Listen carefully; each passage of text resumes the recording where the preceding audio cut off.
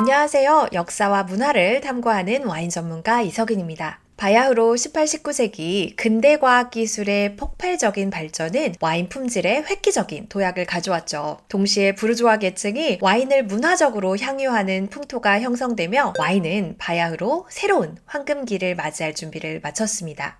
하지만 와인의 역사는 예상치 못한 위기로 인해 완전히 뒤바뀌게 되었는데요. 유럽 전역에 포도밭을 초토화시켰던 포도나무 전염병 필록세라의 등장 때문이었습니다. 필록세라는 단순한 피해를 넘어 와인 산업의 판도를 근본적으로 변화시킨 사건이었는데요. 이 치명적인 팬데믹은 프랑스와 유럽의 와인 메이커들에게 엄청난 고통을 안겼지만 동시에 포스트 필록세라 시대라는 새로운 국면을 열기도 했어요. 과연 이 비극적인 사건이 어떻게 세계의 와인 지도를 다시 그렸을지 오늘은 이 재난이 와인 세계에 남긴 흔적들에 대해서 이야기해 보도록 하겠습니다.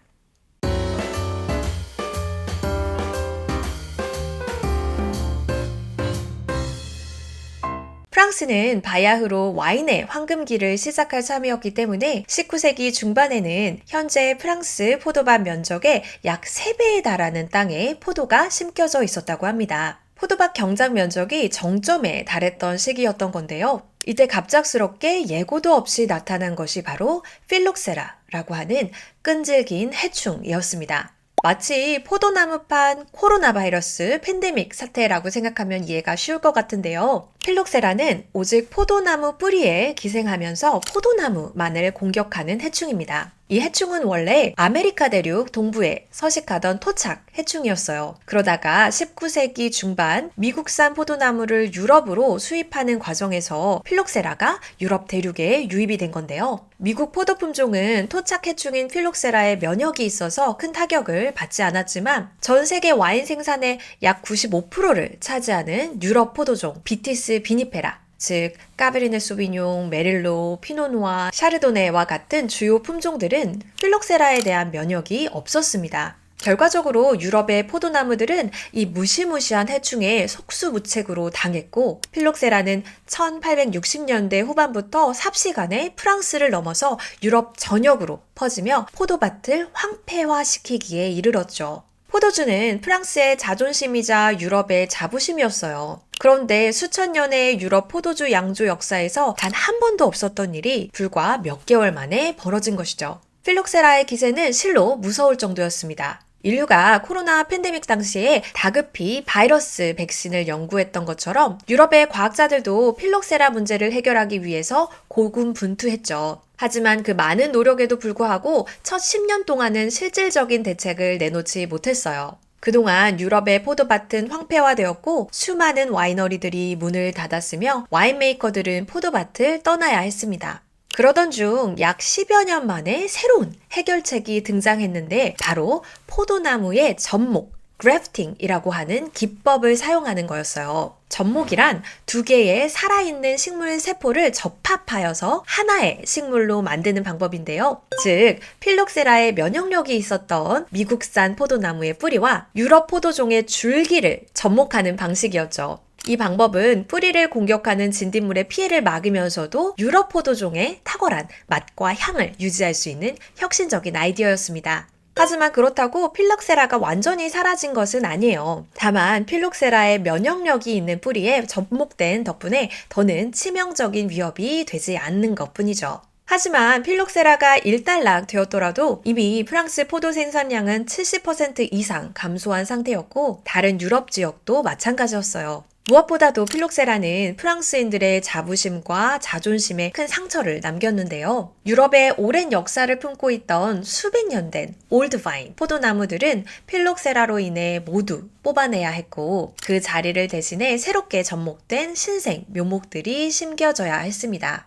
그럼에도 불구하고 프랑스와 유럽의 와인메이커들은 다시금 성실히 포도밭을 일구어갔죠. 여기서 흥미롭게 살펴볼 만한 주제가 바로 포스트 필록세라 시대인데요. 우리가 코로나 시대 이후로 포스트 코로나 시대라고 부르며 재택근무와 화상 미팅의 상용화, 마스크와 손 세정제의 일상화 같은 변화를 이야기하듯이요. 전 세계 포도밭에서도 필록세라를 전후로 많은 변화가 일어났던 건데요. 우선 유럽의 주요 와인 생산지들은 전통적으로 심어왔던 포도 품종을 바꾸는 큰 변화를 겪어야 했습니다. 예를 들어서 현재 프랑스 루아르 지방의 쌍세르라고 하는 마을은 소비뇽 블랑 포도 품종의 화이트 와인으로 아주 잘 알려져 있는데요. 쌍세르가 전통적인 소비뇽 블랑 생산지로 인식되지만 사실 이 전통은 필록세라 이후에 형성된 것이었어요. 필록세라 이전 쌍세르 지역은 주로 적포도 품종을 심었던 곳이었는데요. 필록세라 이후 새롭게 포도밭을 일구는 과정에서 소비뇽 블랑이라고 하는 품종이 쌍세르의 지형과 기후, 토양에 적합하다는 것이 밝혀졌고 그 결과 쌍세르는 뛰어난 소비뇽 블랑 화이트 와인으로 유명해진 거죠. 결국 그 결과로 20세기 후반에는 소비뇽 블랑이 뉴질랜드로 건너가서 이곳의 독특한 테루아와 결합하면서 아주 폭발적인 인기를 끌게 됩니다. 특히 뉴질랜드 말보로 지역의 소비뇽 블랑은 신선한 산미와 열대 과일 향으로 세계적으로 명성을 얻으며 소비뇽 블랑 품종의 위상을 한층 더 높이는 계기가 되었죠. 이처럼 필록세라는 와인의 판도를 재편하고 새로운 지역과 품종의 가능성을 열어준 계기가 된 거죠. 프랑스 보르도에도 비슷한 사례가 있는데요. 필록세라 이전 보르도 지역의 주된 토착 포도 품종은 말백과 까르미네르였습니다. 그러나 이 두 품종은 접목 과정에서 큰 어려움을 겪었고 그로 인해 필록세라 이후 보르도 지역에서 점차 사라지게 되었는데요. 이후 보르도는 까베르네 소비뇽, 메를로, 까베르네 프랑, 프티베르도 품종들을 중심으로 오늘날 세계적으로도 유명한 보르도 블렌드라고 하는 포도 품종 구성을 정착시켰죠. 재미있는 건 보르도에서 사라진 말백과 까르미네르가 바다를 건너 각각 아르헨티나와 칠레의 대표 품종이 되었다는 건데요. 어떻게 이런 일이 가능했을까요? 당시 필록세라가 터지기 직전에 칠레와 아르헨티나로 유럽 포도 품종들이 전해졌습니다.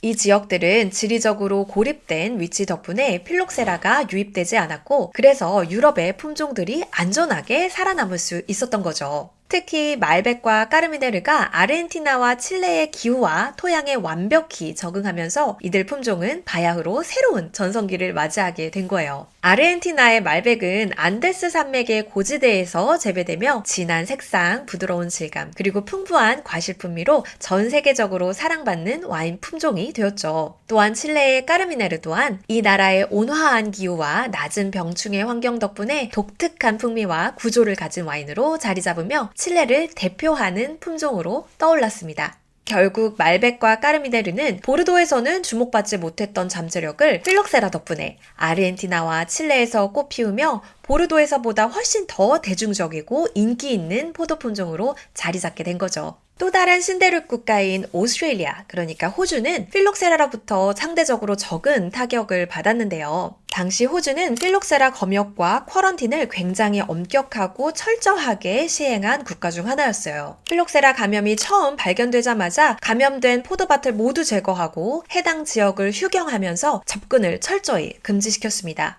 또한 새로운 포도나무를 수입할 때도 엄격한 검역 절차를 적용해 필록세라의 확산을 방지했는데요. 실제로 호주는 현재까지도 포도나무의 검역을 매우 철저히 시행하고 있어요. 덕분에 흥미롭게도 유럽을 포함한 구대륙에서는 모두 뽑혀버린 세계에서 가장 오래된 몇백 년 된 포도나무들을 호주에서 찾아볼 수 있게 되었는데요. 예를 들어 호주의 바로사 밸리라든지 맥라렌 베일과 같은 지역에서는 필록세라 이전인 1800년대에 심어진 수령 200년 가까운 포도나무들이 여전히 농작되고 있습니다. 이러한 이유로 호주의 바로사 밸리와 맥라렌 베일 지역은 오늘날 올드바인, 즉 비에르 비뉴 와인으로 세계적으로 유명하게 되었죠. 특히 바로사밸리에서는 포도나무의 수령에 따라서 와인을 분류하는 올드바인 헌장이라고 하는 기준이 있고요. 수령 100년 이상의 포도나무에서 생산된 와인은 희소성과 품질 면에서 특히 높은 평가를 받고 있습니다. 맥라렌 베일 또한 필록세라 이전에 심어진 포도나무들이 시라즈와 그르나슈 포도 품종을 중심으로 강렬한 과실향과 복합성을 자랑하며 호주의 와인 산업을 대표하는 지역으로 자리 잡았죠.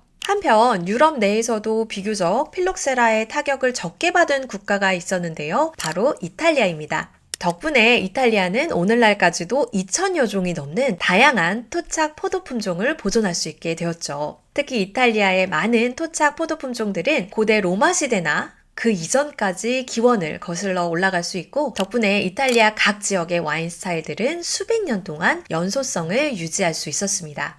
이탈리아가 필록세라의 피해를 상대적으로 적게 받은 이유에 대해서는 여러 가지 설이 있어요. 첫 번째는 이탈리아에 화산지대가 많다는 점인데요. 화산작용으로 형성된 토양에서 필록세라가 힘을 쓰지 못했다고 하는 이야기입니다. 이는 화산 토양의 독특한 화학 성분이 필록세라의 생존과 번식을 어렵게 만들었다는 설명이고요. 두 번째는 이탈리아의 경작 방식인데요. 프랑스와 달리 이탈리아는 포도밭에 포도만을 경작하지 않고요. 다양한 작물과 혼합해 경작하는 방식을 택했습니다. 필록세라는 포도나무에 서식하는 해충이기 때문에 단일 경작으로 이루어진 포도밭에서는 더 빠르게 번식할 수 있었지만, 이탈리아처럼 다양한 작물과 혼합된 포도밭에서는 그 확산 속도가 더뎠던 것이죠. 필록세라의 위기가 약 20여 년 만에 접목 기술의 안정화로 마무리되면서 유럽 와인 산업은 점차 회복하기 시작했습니다. 프랑스 와인 산업에도 새로운 기회로 작용하면서 과거보다 더 체계적이고 과학적인 양조학 발전의 토대가 될 수 있었어요. 19세기 말부터 20세기 초까지 이어진 프랑스의 벨 에포크 시대는 프랑스가 정치적인 안정과 경제적 번영을 이루고 예술과 문화가 절정을 이루었던 시기이기도 했는데요. 필록세라 위기를 똘똘 뭉쳐 불굴의 의지로 극복하며 재건된 프랑스 와인 산업은 벨 에포크 시기 상승하던 중산층과 부르주아 계층의 성장과 맞물려서 그토록 바라던 전성기를 다시금 누릴 수 있게 되었죠. 샴페인을 비롯한 프랑스 와인들은 화려한 살롱과 사교계, 연회 문화의 중심에 자리를 잡았고, 유럽 귀족층뿐만 아니라 전 세계의 부유한 중산층과 상류층에게 사랑받는 고급 와인 이미지로 다시 한번 자리매김했어요. 이 모든 성공의 바탕에는 필록세라 이후 재건 과정에서 도입된 과학적 기술과 혁신, 그리고 와인을 둘러싼 프랑스인들의 강한 자부심과 전통을 이어가려는 노력이 있었습니다. 그러나 안타깝게도 이러한 부흥 또한 오래가지 못했는데요. 제1차 세계대전이 발발하며 유럽 전역을 황폐화시켰고, 주요 와인 산지였던 프랑스와 독일의 포도밭들도 전쟁터가 되며 큰 피해를 입었습니다. 이어서 2차 세계대전 동안에도 유럽의 와인 산업은 다시 한번 큰 위기를 맞았는데요. 전쟁으로 인해 포도밭이 파괴되고 노동력 부족과 경제적 어려움으로 와인 생산량은 급격히 감소했습니다. 특히 독일 점령하에 프랑스에서는 와인이 독일군의 약탈 대상이 되었고, 많은 와인 메이커들이 와인을 숨기거나 지키기 위해 분투해야 했죠. 다음 시간에는 바로 이 시기를 함께 살펴볼 예정이에요. 오늘도 함께 해주셔서 정말 감사하고요. 내용이 흥미로우셨다면 구독과 좋아요 잊지 마시고요. 그럼 또 흥미로운 이야기로 다음 시간에 찾아뵙도록 하겠습니다. 감사합니다.